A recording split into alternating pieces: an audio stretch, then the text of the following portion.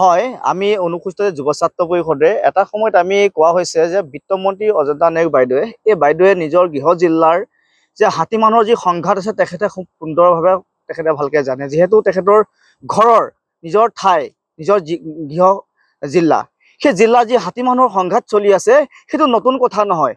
সেই হাতী মানুহৰ সংঘাতৰ কাৰণে যি বাজেটত অসম বিধানসভাৰ বাজেটত আহিব লাগিছিলে, সেই বাজেটত নহাত কিন্তু আমি অনুসূচিত যুৱ ছাত্ৰ পৰিষদে কিন্তু এইটো আমি দুখ প্ৰকাশ কৰিবলৈ আমি বাধ্য হৈছোঁ। এটা কাৰণে বাধ্য হৈছোঁ যে এটা বছৰত প্ৰায় 10 বা 15জন হাতী মানুহৰ সংঘাতত মৃত্যু হয়। সেই গৃহ জিলাত তেখেতে সেই বাজেটত যি গজমিত্ৰ যি আচলতে বাজেট এটা নামাকৰণ কৰিছে, সেই যে 5খন জিলাক নামাকৰণ কৰিলে, সেই গোলাঘাটখনক তেখেতে কিয় কৰিব নোৱাৰিলে? সেই এটা কথাই ক'ব বিচাৰিছোঁ যে গোলাঘাটখন আচলতে নামাকৰণ কৰিব লাগিছিলে। যে সেই গোলাঘাটত আজি আপোনাৰ চাব মৌ ফলনি চাব, আজি মৰঙি চাব, আজি দৈগুং চাব, আজি মৰঙি চাব, আজি নামবৰ হাবিৰ দাঁতি কাষৰীয়া এই আমাৰ টেঙানী চাব, এই আমাৰ আপুনি চাব কাজিৰঙাৰ একদম দাঁতি কাষৰীয়াৰ এই আপোনাৰ পাণবাৰী বৰজুৰি এনেকুৱা ঠাইবিলাক যিমান হাতী মানুহৰ নুমলীগড়ত মানে হাতী মানুহৰ সংঘাত আছে, যিহেতু বছৰেকত প্ৰায় 10 বা 15-20জন মৃত্যু হয়, কিন্তু আমাৰ গৃহ জিলাৰ এই মন্ত্ৰীগৰাকীয়ে আচলতে যে হাতী মিত্ৰ নামৰ যিটো আচলতে নামাকৰণ কৰিলে গোলাঘাটত যে নোসোমোৱাত কিন্তু এই বাজেটত যে নোসোমালে, সেইটোৱে কিন্তু আমি অনুসূচিত যুৱ ছাত্ৰ পৰিষদে কেন্দ্ৰীয় সমিতি আৰু গোলাঘাট জিলা সমিতিয়ে এইটো ধিক্কাৰৰ তেখেতক আমি গৰিহণা জনাইছোঁ। গৰিহণা জনাবলগীয়া এটাই কাৰণ হৈছে তেখেতৰ গৃহ জিলাৰ তেখেতে নিজে জিলাখনৰ তেখেতৰ গৃহ সমষ্টি এই জিলাৰ পৰা প্ৰতিনিধিত্ব কৰি পেলাই মন্ত্ৰী হৈছে। সেই তেখেতে নিজে বিত্তমন্ত্ৰীগৰাকীয়ে নিজে তেখেতে বিধানসভা বাজেটত তেখেতে আচলতে যিটো আচলতে বাজেটত নাম আচলতে হেৰি কৰিছে, সেই নামত তেখেতে নামটো আমাৰ গোলাঘাট জিলাৰ নামটো ঘোষণা আচলতে কৰিব লাগিছিলে বুলি আমি অনুভৱ কৰিছোঁ। চাওক, সেইটোৱে মই ক'বলৈ গৈ আছোঁ যে গৃহ সমষ্টি আৰু তেখেতে ইয়াৰ তেখেতে বিত্তমন্ত্ৰী, আৰু ইয়াত যিজন মন্ত্ৰী আছে আমাৰ কৃষি মন্ত্ৰী, এই কৃষি মন্ত্ৰীজনে আচলতে বিধানসভাত এই বিষয়বস্তুবোৰ উত্থাপন কৰিব লাগিছিলে।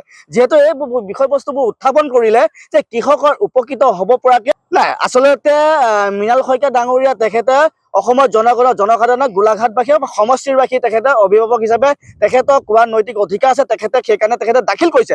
দাখিল কৰাৰ পিছতো অকমান্য বিধায়কবিলাক যদি বহি থাকে, এনেকুৱা নহয় কেনেকুৱা হ'ব? আপোনাক মই এইটোৱে কথা কৈছোঁ, অকমান্য বিধায়ক অকমান্য মন্ত্ৰী যদি থাকে, নিজৰ কথা চিন্তা কৰে, এই ব্যক্তিবোৰ থাকিলে আচলতে সমাজ উন্নতি নহ'ব আৰু জাতিৰ উন্নতি নহ'ব। মই মানে মোৰ অনুভৱ মই সেইকাৰণে ক'ব বিচাৰিছোঁ যে অকমান্য বিধায়ক যি থাকে নহয়, এই সমস্যাটো দূৰ নহয়। যে বান্দৰৰ যি সমস্যা আছে, বান্দৰৰ যিটো সমস্যা আছে, এই সমস্যাটোৰ নিজৰ গৃহ জিলাৰ সমষ্টিৰ দুটা মন্ত্ৰী, এজন আপোনাৰ বিত্তমন্ত্ৰী, এজন কৃষি মন্ত্ৰী, তেখেত তিনিটাকৈ বিভাগৰ মন্ত্ৰী হৈ থকা, সেইটোতো 100% হয়েই সেই কথাষাৰ। এই বস্তুবিলাক আচলতে এজন বিধায়কে দাখিল কৰাৰ পিছতো এই বিষয়বস্তুবিলাকৰ ওপৰত তেখেতলোকে যে গুৰুত্ব নিদিয়ে কৃষি মন্ত্ৰী অতুল বৰাই, সেইকাৰণে আমি তেখেতলোকৰ দুইজনকে ধিক্কাৰ আৰু গৰিহণা জনাইছোঁ। হয়, মই গোলাঘাট জিলাৰ অনুসূচিত জাতি যুৱ ছাত্ৰ পৰিষদ গোলাঘাট জিলাৰ সভাপতি হিচাপে মই আচলতে এটা কথা ক'ব আগবাঢ়িছোঁ। যি বাজেট অধিৱেশন হ'ল, অনুসূচিত জাতিৰ 8জন বিধায়ক থকা স্বত্বতো আমাৰ অনুসূচিত জাতিৰ ভোট লৈ 8জন বিধায়ক মন্ত্ৰী থকা স্বত্বতো কিন্তু অনুসূচিত জাতি 40 পৰা 50 লাখ মানুহ থকা অৱস্থাতো তেখেতসকলে কিন্তু চকু দি নাচালে। ইয়াত নিশ্চয় নিজৰ স্বাৰ্থ জড়িত হৈ আছে। মোৰ বিবেকে কয় তেখেতসকলে চাগে নিজৰ মুনাফাৰ নিজৰ মানে বেংক বেলেঞ্চ বঢ়োৱাৰ বাহিৰে বেলেগ কথা চিন্তা কৰা নাই। মোৰ বিবেকে সেইটো ঢুকি পাইছে। আৰু হৰ্ণবিলৰ যি 1,64,00,000 টকাৰ বাহিৰে আমাৰ অনুসূচিত জাতিক ভোটৰ বাহিৰে আজি ডেটত একো কৰা নাই। আমাক প্ৰতাৰণা কৰাৰ বাহিৰে একো নাই। এতিয়া অকল ৰাজনীতি কৰিবলৈ আহিছে। আচলতে টকা নিজৰ পকেটত ভৰাই থৈছে মোৰ বিবেকে কৈছে, যিহেতু আগফালে আমাৰ ইলেকশ্যন আহি আছে।